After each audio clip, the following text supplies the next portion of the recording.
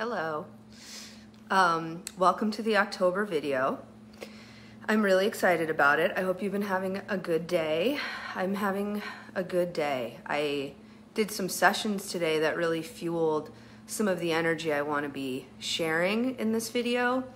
And I just had a really great catch up with a friend. And I just got a new bicycle. And some of you know I love riding bicycles. And I feel like it's really the way to get connected to where you are and to the city you're in. I've been a long time rider, so there she is. We're gonna go on a ride after this. Happy to have a new bike here. And yeah, I hope there's some things you can appreciate and enjoy and make some space for today. We're gonna talk about the October theme, and I'm gonna share the image. So I've been doing a lot more art and drawing since I got to St. Pete, and I have been doing a monthly painting. And feel free to share, and if you have any, I'm trying to see if there's comments or anything, but it always seems to be updating on here, but feel free to share how you've been and what you've got going on. So this was my painting for October, and we're gonna talk about the theme, we're gonna talk about the energy, we're gonna go into a little bit of the energy. I'm curious if there's anything you're seeing. I definitely feel like for October, I always get O words, and October is about ownership. And we may have even had that one at some point in the years in which I've been opening the records on the months. But October is about ownership. And this is the drawing that came through. It's kind of a pumpkin. We've got some mountains. I feel like the animals are taking a very big interest in the viewer, which I kind of enjoy. So I feel like I don't know how that connects to the theme yet, and maybe we'll get into that. But this was the energy that came through when I painted this on the 1st of October. And as you can see, I feel like all the animals are very curious to know how you're doing. I just sort of feel like there's a curious look on that goat, and even on those bunnies. They're like, hey, what do you have going on? We want to know about it. So this was kind of the visual interpretation of the energy that I had come through. And the first sort of message I got in the beginning of the month was how, well, what I was really hearing is like, and we've heard of this term before, there's a war for our mind, and that this is a very important month and a very important time period in which to really we'll start using the word ownership now, and we'll go more into that message of ownership. That this is a really important time to have ownership of your thoughts and your mind and what's happening up here, and what you're feeling, and what you're kind of tuning in, and what you're sort of receiving from your own reflective, contemplative time, and from the environment around you, and from how you're thinking and feeling about reality and about life. Yeah, and what's interesting is that this is also like the month where there's a lot of conversation around mental health. I don't know if that's, maybe someone here can tell me if that's because there's something known about this month with mental health. But I will say that was the message I got in the beginning of the month, and this has definitely been a more challenging mental health month for myself personally. It was definitely a month I really had to reprioritize what I need to feel really good and clear in my understanding of my reality and in the way I'm experiencing my emotional and mental health. And I noticed that also for people I'm working with, that it was a real dig deep and get into actually how it feels in your own mind and thoughts throughout this month. And so I'm really gonna take the theme to feel like ownership of whatever it is you need ownership of. So definitely our mind, our thoughts, our vulnerabilities, our relationships, our needs. This is a month to really create some important ownership. And this is kind of the last month I feel like we have of 2021 before we start going into more of the digestion of the year. So I notice a lot of big breakthroughs in realizations happening around me for many people. including myself. And I do feel like that is also connected to the fact that we're going into November and December after this, and that's when we start to really digest everything we've received of this year. So this is definitely a month where the next few weeks can really create some very powerful breakthroughs as kind of sort of the last big openings before we begin to bring it all in and crystallize it and digest and ground this year. So we want to begin to have clarity. We want to really own, I'm going to say ownership of all these things, but definitely ownership of our mind at a time where we all are seeing all the different ways in which there is a war for our perspective. There's a definite war for perspective right now. There's a lot of polarizing perspectives. And it's been a really disorienting time.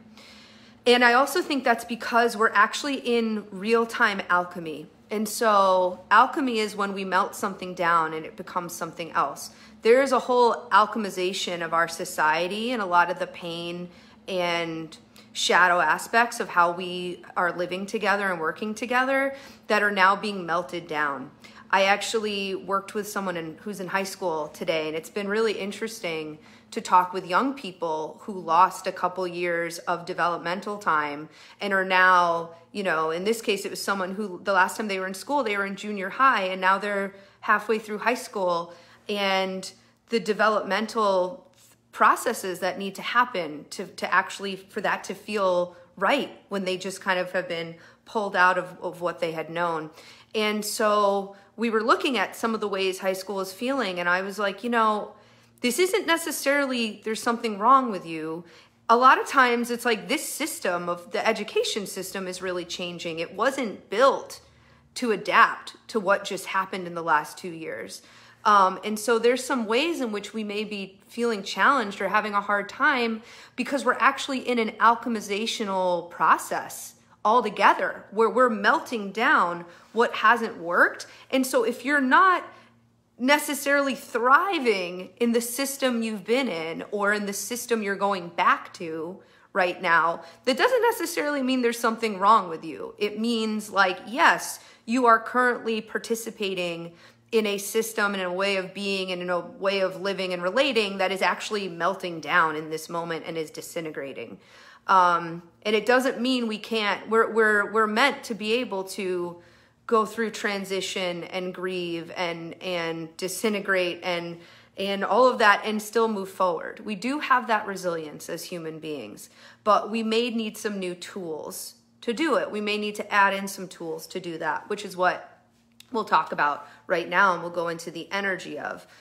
So there's a process right now of really reintroducing ourselves to ourself. So part of the ownership of this theme of owning our own mind and our own thoughts so that we can have clarity, so we can understand and celebrate our current direction, so we can understand some of our challenges, not us, it's the system that is melting and disintegrating right now, and we can continue to guide ourselves towards prioritizing what's necessary now to feel well and be well and do well.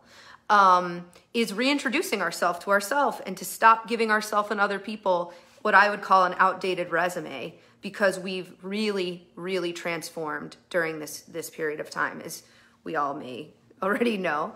And so we want to slow down, and to take ownership, you have to know what you own, right? So we can't own something. We can't feel safe and secure and clear on our relationship to something, including ourselves, if we don't know what it is we're owning. So this is a period of time where the energy is communicating to me and to the relationships I'm in to slow down and reintroduce yourself to yourself. Who are you now? What's important now? What needs to be prioritized now? It's okay if it's changed a little bit. It understandably would. So I'm going to invite you to just take a couple breaths here. Slowing down.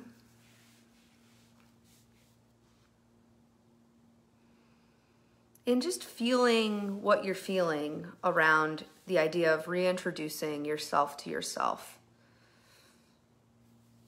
What is shifted?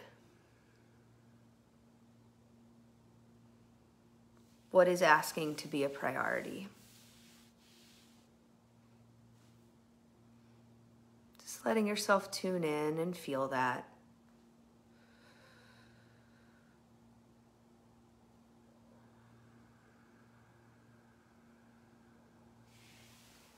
And as you begin to just slow down and ground into your body, let the shoulders relax and drop.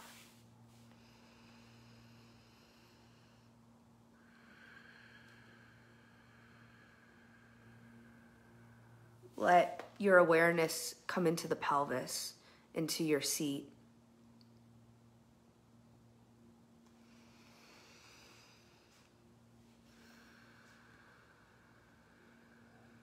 And just begin to feel a connection with the belly and the heart. Maybe putting one hand on the heart, one hand on the belly.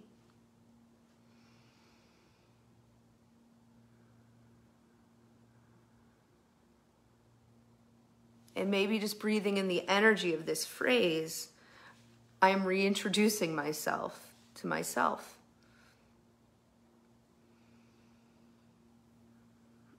And maybe saying out loud or just breathing in the energy of the phrase, I'm ready to receive who I am now.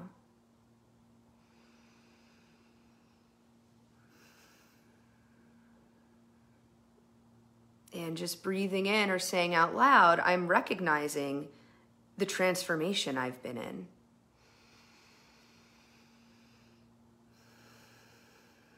And it would only be natural that I have new requirements.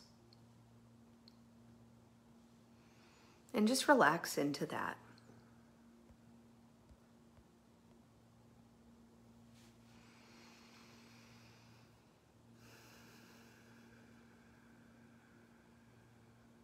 And so the final piece here that's been important, it's been a major theme I'm seeing, I'm feeling, and I think is a major part of having true ownership in whatever way you now need ownership of your perspective, is we have ownership. There's a war for our perspective, and we need to have ownership of our perspective. And what that's actually about is we need to have ownership of our discernment. And what there's actually a war on right now is a war for our discernment. So we want to drop into reclaiming our discernment. A lot of what I've been working on, as I said today, I worked with a young person where it's like, sometimes the discernment is realizing, okay, I'm in an outdated system as a sensitive individual who's transformed beyond this system, which is all of us right now. And so I need to practice the discernment of realizing where I'm actually at and that there's nothing wrong with me, and I'm going to find a way to prioritize my well-being and to find what's the present possibilities and the present opportunities in this system that is still here. And so that's one type of discernment. But I think also I've noticed I'm working with a lot of people, and this is something I've definitely been healing through the traumas I went through in the last few years, is just healing the lack of discernment we may have had in the trust we've had in certain people, in certain schools of thought, in certain types of investments, in certain priorities. We may have gone into any one of those investments, relationships, priorities, ideas, really well-intentioned. And we want to remember that in this moment. And we may still be suffering, unable to forgive ourselves or other people, unable to reintroduce ourselves to ourselves after how we've transformed, even from some of these things that may have been painful or confusing or disorienting in the last few years in particular, but could be at any point from our past, because we're not willing to own our discernment, because we feel betrayed by our discernment. We feel betrayed that we trusted in something or someone, maybe I said that twice, that did not have the results we thought needed to happen, did not create what we thought needed to be created, when it's actually all part of this alchemy of everything kind of dismantling. And so a lot of these past things that we offered our discernment to, thinking it was a yes or a no, it could be a little disorienting because we were about to enter this huge period of a disintegration of everything as we create and evolve into this new time on earth. And so it's time to forgive ourselves for thinking we were off in our discernment. And it's time to, if we can't find yet forgiveness for others, because we're still working through the forgiveness to ourselves, it's time to find acceptance in this moment so that we can reclaim and own our discernment. I know in the world I've been in, and this is a whole other topic that I'll do something with, but there's a lack of, I've worked in a very unregulated industry of like healing in the online business and coaching world for most of my adult life. And so there can be a lack of discernment because it's very unregulated. And there's definitely been decisions and investments and priorities that I've realized later put a lot of stress and pressure on what we'll call the wrong things for me. And I'm sure I know there's many other people who are recovering from that. There may be people who've interacted with me and have that feeling, like, because that's kind of this world that I've been in, this industry I've been in. Sometimes discernment is replaced with forced beliefs, and sometimes discernment is replaced by the idea of, is this resistance or is this discernment? Is this desire or is this discernment? It's a very subtle thing to figure out.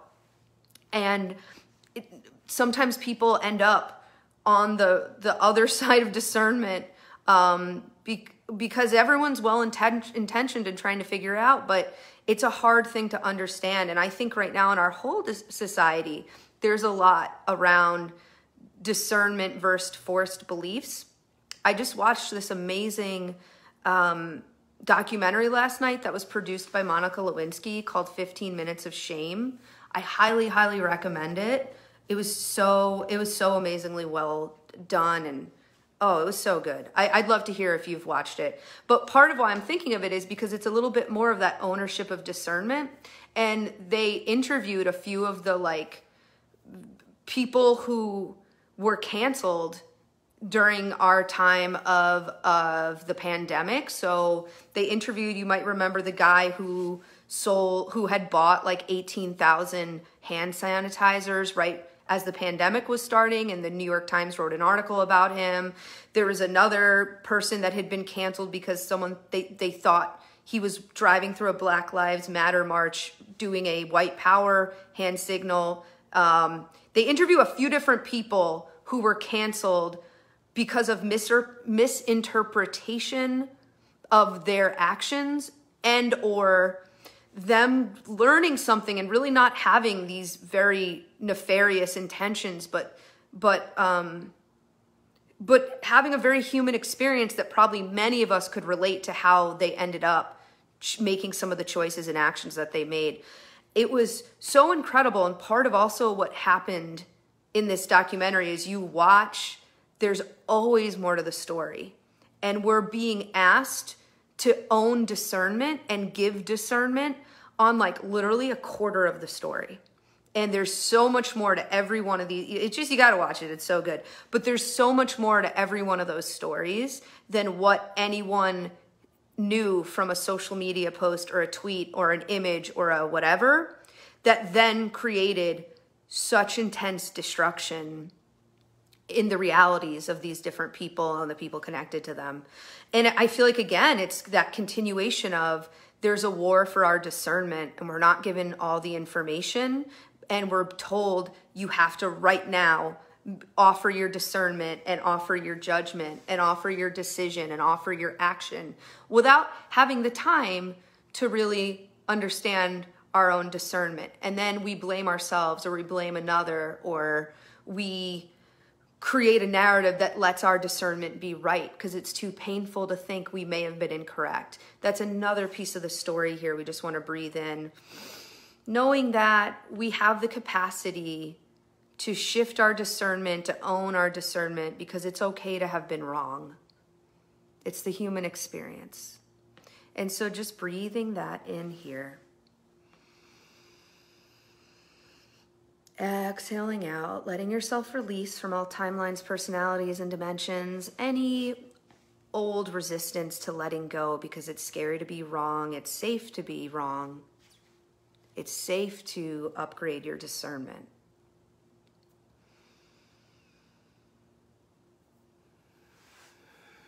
And so the last piece of this is just to where do we start from here? So we've moved some of the energy here. I've kind of brought in the energetic theme of ownership. We're looking at some examples of how discernment or ownership may have been disorienting and confusing. We're remembering that we're also in real-time alchemy, where a lot of the systems that we're operating in are in the process of melting and turning into something else. And yet we have the capacity for this. We have the capacity, but we have to prioritize our mental and emotional and physical well-being to be able to participate in this once-in-a-lifetime experience and opportunity we're having right now. So the final piece of this is just a reminder to slow down. And oftentimes when we're getting nervous and when we're feeling insecure, when we're feeling we need to grip to ownership, grip to a certain type of discernment, when we're feeling pressure to make a decision, we're being told we're being resistant or uneducated or whatever the judgment is, by not moving faster in our discernment, let's remember that we need to slow down and really feel in order to discern. We need to trust that it's safe to slow down and it's safe to feel. And in order to do that, we need to own our discernment and forgive ourselves for how we've related to our ability to discern the right or wrong or good or bad choice. And also remember that oftentimes, just like those social media stories where we may have judgments on certain discernments we've made and certain thoughts and beliefs we've had, where we even right now may think, oh, that was wrong or that was whatever, or they were wrong or this was off. And oftentimes you don't get the full story. Like, we're not getting the full story without the documentary. And even then we're not getting the full story, even having watched the documentary. It takes time for the full story to unfold. I know when I've invested in education or when people have invested in working with me, sure, it's awesome when you get all the results you wanted while still in the program or while still in that timeline. But oftentimes there's a process that has its own intelligence and its own pace. And so I guess what I want to say is I think discernment always takes longer than we think. And the feeling might be right away, but it may take some time for us to ground and relax and understand. And we do have that time. There's a lot of urgency, but I don't think many good things typically happen from pressure and urgency. I think many of the things we feel sad about as far as our discernment or our choice often is because of allowing a sense of pressure or urgency to be why we made that decision. And I guess I'm just coming back to this drawing again because I'm noticing that there's a little turtle, there's a snail, there's kind of like animals that all have sort of different, rabbits I guess are pretty fast. There's kind of an urgency to how rabbits move, and I feel like this snail and the turtle are slower. I don't know what you think about goats and how fast they move, but I'm just kind of thinking about the fact that, you know, every decision, every practice of discernment has its own pace.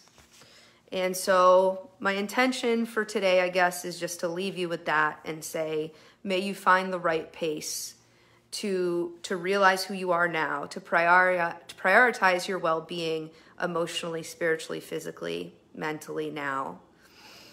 And may you reclaim and own the discernment that is what will create our new reality together. And so we're just going to know that if there's anything we've been able to clear, whatever you have cleared or released during this time together, it's permanently cleared and released, and it's done. And if there's and whatever we were here to understand and connect on together, may it permanently be with you, continuing to amplify in positive ways in your life. And I'm going to send some gratitude to the technology that is also, right, there's so much discernment needed for this technology right now. I'm grateful for the many positive ways I've been able to experience Facebook and YouTube and Instagram and all these things. And I also ask, I'm in gratitude for knowing we are capable of evolving into a new level of discernment with this technology, and may it be continuously being used in better and newer and more evolved ways as we're learning it, as we're realizing and discerning what is necessary. And we know the work will continue beyond this time. We're always connected, and for now we're breathing back into existence. The door between worlds, the records are closed, and so it is. Good to see you here. I've got some things coming up as far as ways to work together. So I'll be doing a clubhouse right before the full moon. We're going to bring back the Halloween ancestry call for Halloween, so I'll put some information for that. And of course, there's more Akashic Records trainings coming as well. So thank you so much for joining me here. Good to see you too. Have a beautiful rest of your day, and we'll talk soon. And I'm loving these comments, so oh, hi Celeste. Feel free to continue to share. I wasn't seeing these comments until now, but I'm owning where it's mine to hold boundaries from love and where it is mine to let go. And Celeste, who is a powerful alchemist, love having you here. Thank you. And yeah, feel free to share this with anyone where you think this will resonate and be supportive. Feel free to continue to add comments and continue the conversation. And we'll talk again soon. Sending you a lot of love. Thanks. Bye.